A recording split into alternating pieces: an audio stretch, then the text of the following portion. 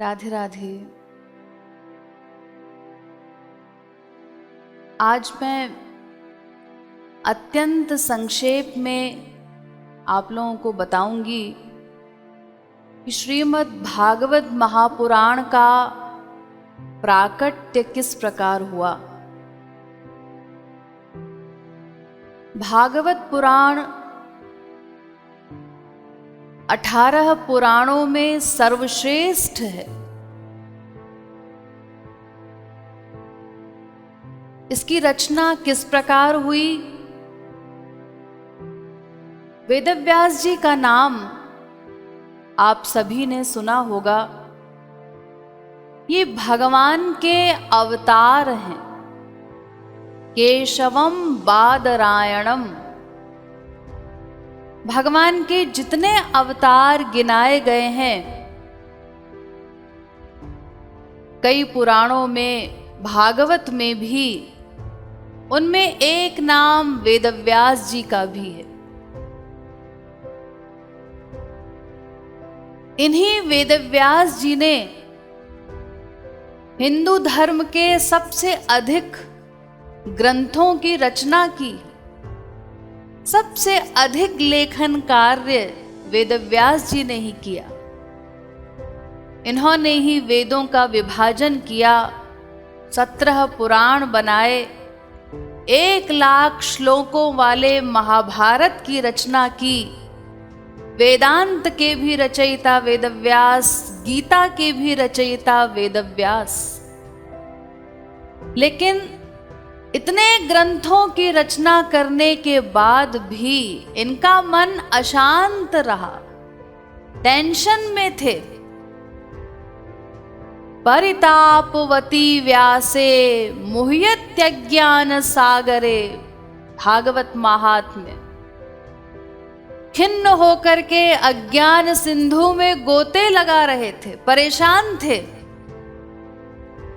तो सोचने लगे कि आखिर क्या बात है कि इतने ग्रंथों की रचना करने के पश्चात भी मेरा मन अशांत है, मुझे शांति नहीं मिल रही।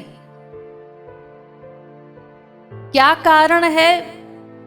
कहीं ऐसा तो नहीं कि किं वा भागवता धर्मा न प्रायेण निरूपिता। मैंने भगवान की लीलाओं का विशद निरूपण नहीं किया, भागवत धर्म का निरूपण विस्तार से नहीं किया, जो परमहंसों को प्रिय है और श्री कृष्ण को भी जिससे सुख मिलता है। तो कहीं इसीलिए तो मेरा मन अशांत नहीं है। ऐसा सोच ही रहे थे, इतने में ही नारद जी वहां पर पहुंच गए। नारद जी ब्रह्मा जी के मानस पुत्र, ये भी भगवान के अवतार हैं। इन्होंने व्यास जी से पूछा, क्यों व्यास जी आप बड़े परेशान लग रहे हैं, क्या बात है? तो वेदव्यास जी ने कहा, हाँ परेशान तो हूं, मेरा मन बड़ा अशांत है, लेकिन कारण तो मुझे भी नहीं पता कि क्यों अशांत हूं। तो नारद जी ने कहा, मुझे पता है आप क्यों अशांत हैं। भवतानुदित प्रायम यशो भगवतो मलम। नारद जी कहते हैं, महाराज आपने भगवान की लीलाओं का वर्णन विशेष रूप से नहीं किया। आपने महाभारत इत्यादि अन्य ग्रंथों में कर्म धर्म का, वर्णाश्रम धर्म का निरूपण तो डिटेल में किया है, लेकिन भगवान की लीलाओं का, उनके गुणों का, उनके यश का वर्णन आपने नहीं किया। वो जो भगवान का असली रस है, उनके नाम, रूप, लीला, गुण इत्यादि का वर्णन विस्तार पूर्वक नहीं किया, इसीलिए आप अशांत। तो अब एक ग्रंथ आप ऐसा लिखिए जिसमें केवल भगवान की लीला हो, और इससे पहले स्वयं भक्ति कीजिए, उन लीलाओं का स्मरण कीजिए। और तब नारद जी ने ब्रह्मा जी द्वारा जो भागवत प्राप्त की थी 4 श्लोकों के रूप में, वो चतुश्लोकी भागवत वेदव्यास जी के हृदय में प्रकाशित की। तब नारद जी के जाने के बाद वेदव्यास जी ने स्वयं भक्ति करके श्री कृष्ण के दर्शन किए। अपश्यत पुरुषं पूर्वं मायां च तदपाश्रयाम्। श्री कृष्ण का भी दर्शन किया और उनके आश्रय से रहने वाली माया का भी दर्शन किया। और इसके बाद वेदव्यास जी ने डिटेल में इस भागवत ग्रंथ का प्राकट्य किया। यानी सबसे पहले ये भागवत 4 श्लोकों के रूप में थी, चतुश्लोकी भागवत, जो सबसे पहले भगवान श्री कृष्ण ने ब्रह्मा के हृदय में प्रकाशित की थी। भावताप से डरे हुए ब्रह्मा जी के प्रति करुणावश श्री कृष्ण ने चतुश्लोकी भागवत ब्रह्मा जी के हृदय में प्रकाशित की थी। इदं भगवता पूर्वं ब्रह्मणे नाभिपंकजे स्थिताय भवभीताय कारुण्यात् संप्रकाशितम्। भागवत सबसे पहले श्री कृष्ण द्वारा ब्रह्मा जी को ये भागवत प्राप्त हुई और इसके बाद ब्रह्मा जी ने नारद जी को ये चतुश्लोकी भागवत प्रदान की।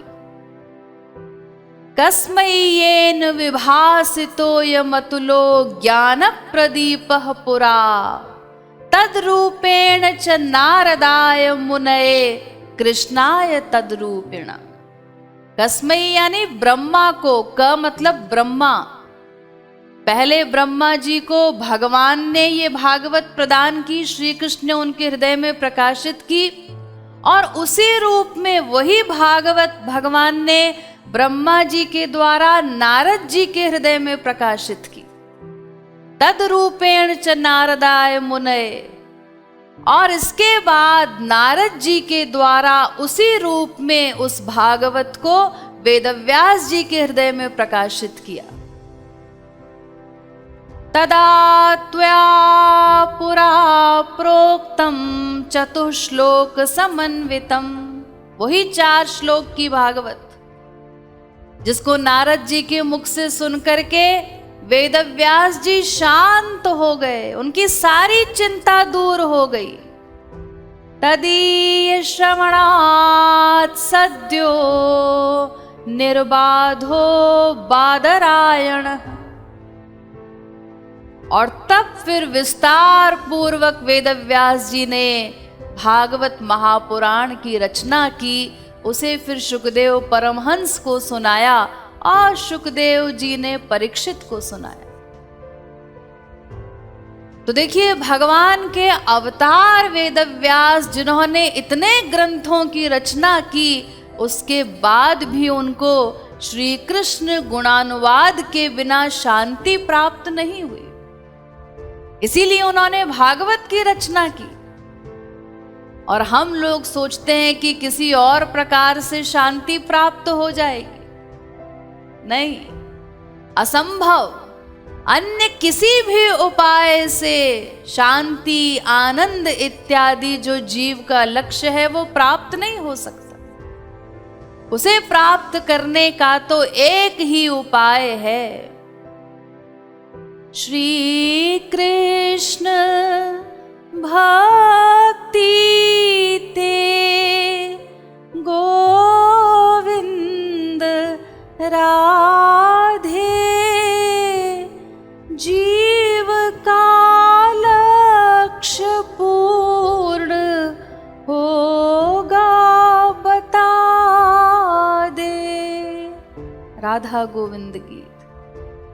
केवल भगवान के नाम, रूप, गुण, लीला इत्यादि के श्रवण, गायन, मनन, चिंतन, इत्यादि भक्ति के द्वारा ही जीव को परम चरम लक्ष्य शांति आनंद इत्यादि प्राप्त हो सकता है। यही समस्त वेदों शास्त्रों का सार है। इसीलिए इस समय ऐसी विकट परिस्थिति में भी हमें केवल इसी सर्वश्रेष्ठ साधन भक्ति का अवलंब लेकर के ही आगे बढ़ना है।